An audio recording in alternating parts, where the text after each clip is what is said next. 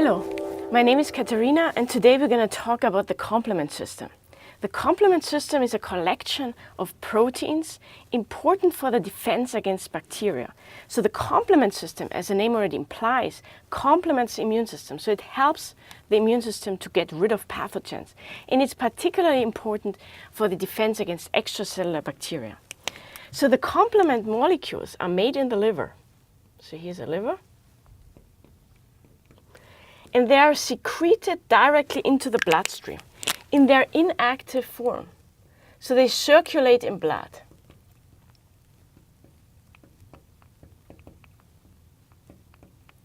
And very importantly again, they are inactive because we don't want to have these very important weapons ready to destroy stuff if we don't need them necessarily. So they are circulating inactive.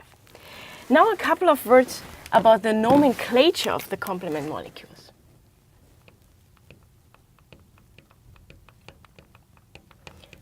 So most complement proteins have a C first and then they're followed by their number.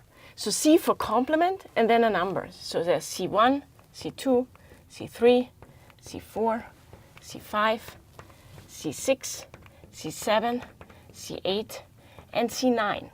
Not all of them follow this rule, so there's also big B, big D, and MBL.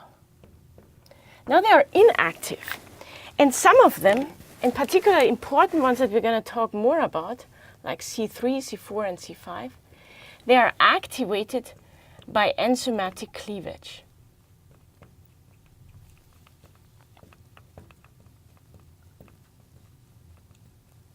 And the other ones, they are mostly activated by conformational change. That means that they bind to something and then they get activated. So let's talk about this activation process. I already mentioned that C3, C4 and C5 are activated by enzymatic cleavage.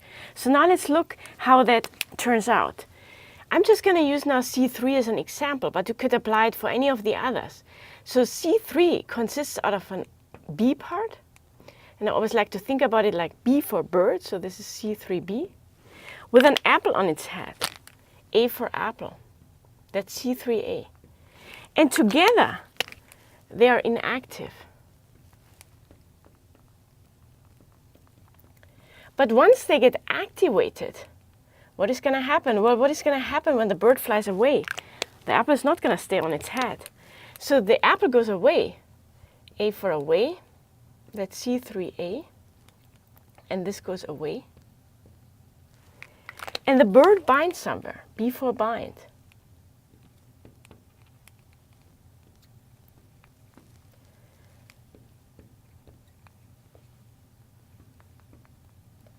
So that's a general activation process of the complement molecules that are activated by enzymatic cleavage. So now we are ready to talk about the activation and also the effector functions of the complement system. So the complement system has three important effector functions. So how it really contributes in getting rid of bacteria. And the number one is increasing inflammation. And that means it will help to deliver more blood to the site of infection. It will act as a chemoattractant. It will activate mast cells to produce more histamine. And also it will stimulate more phagocytosis. The other effector function of the complement system is the membrane attack complex. The membrane attack complex is probably the most specific function of the complement system. And so here's how it looks like. So if that's a bacterial surface, a complement molecule can settle on the surface and can activate another complement molecule that comes another, and another one, and together they form like a pore. So it's kind of stamping holes into bacteria. And then obviously fluid can get into the bacteria and they're going to die by lysis. So that's how a membrane attack complex works. So that's really a very brutal way of killing a bacteria, just to stamping holes into the bacteria. And the last effector function of the complement system is opsonization. So what is opsonization? Opsonization is really making things easier and tastier to eat. So normally the macrophage engulfs bacteria, and then it kind of eats it up by phagocytosis. But as you can imagine, the bacteria can be very slippery, so it can really slip out of its mouth. Now, opsonins can help in that way because they settle on the bacterial surface, and then there's a respective receptor on the macrophage, and it can really fix this bacteria in the phagocyte, and then it cannot slip out of its mouth. So it's really like the marmalade on the bread for the phagocyte, for the macrophage, to make things easier to eat. That's opsonization. So now, as we know the three effector function of the complement system, we can now understand, so which of the complement molecules is triggering each of these different effector functions. So we're going to start talking about the most central complement molecules. And the first one is going to be C3b. And as you already know, it consists out of an A and a B part. So we have here C3b with an apple on its head. So C3a, that's C3. Together they are inactive. But what happens when they get activated is they form C3a and C3b. Now, as I already mentioned, the A goes away and the B binds. So where does it bind? Well, the enzyme that facilitates this activation process is called a C3 convertase. And it turns out that C3b binds to the C3 convertase, and they together form a C5 convertase. Now you can already predict what a C5 convertase is going to do. Well, we have here C5, consists out of the B part, the bird, with the apple on its head, A. And now when the C5 convertase is going to activate it, it's going to form C5a and C5b. So now we have produced 4 complement molecules. And those 4 complement molecules are responsible for all of the functions that we discussed. It turns out that the A parts, C3a and C5a, are the chemoattractants, A for attractants, and they are the ones that trigger inflammation. The C5b is the one that triggers the membrane attack complex. And how that works is that really on the bacterial surface, C5b binds, and then it recruits C6, C7, C8, and C9. And those together form this pore, this membrane attack complex. And then C3b is acting as an opsonin. So this is C3b, and that's the C3b receptor.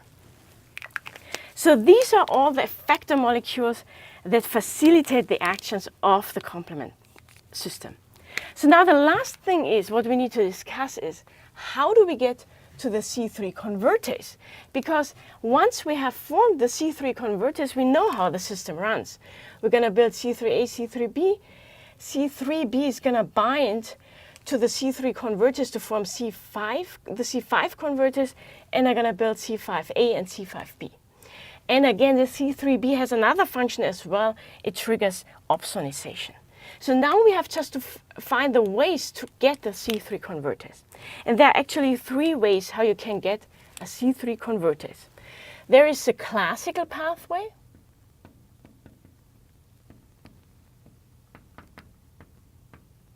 the alternative pathway,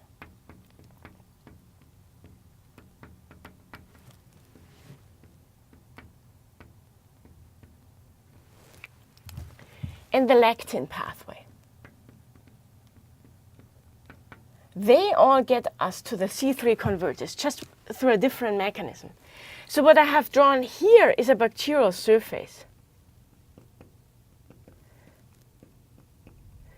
And let's say here there are some antigens on the surface that are exposed. And in the run of an immune reaction, as you all know, we're going to get antibodies. And at one point, we're going to produce the antibodies, and the antibodies will bind to the antigens. And then there's a huge complement molecule called C1, which will bind to this antibody, that's C1. And then it will recruit C2 and C4. And those together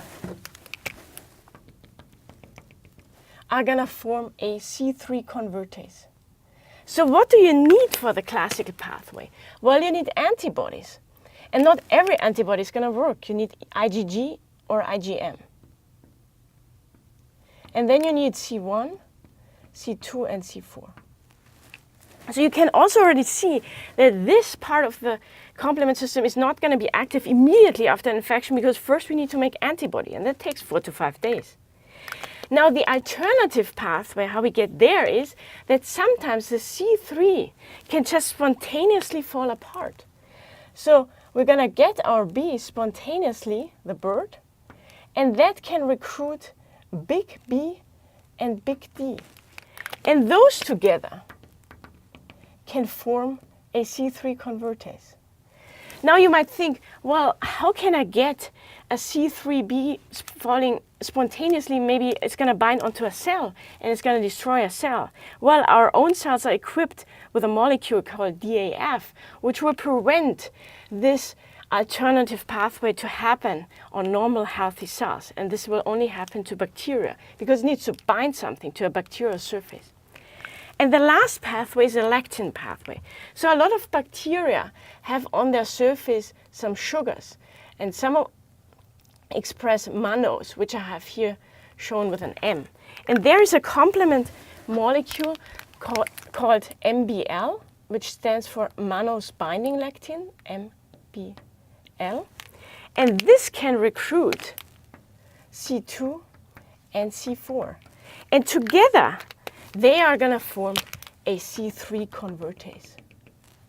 So now you have learned that there are 3 ways how to get to a C3 convertase. The classical pathway, the alternative pathway, and the lectin pathway. And once you build your C3 convertase, we know how the system runs, and we know how we get the different effector functions. This concludes the video on the complement system.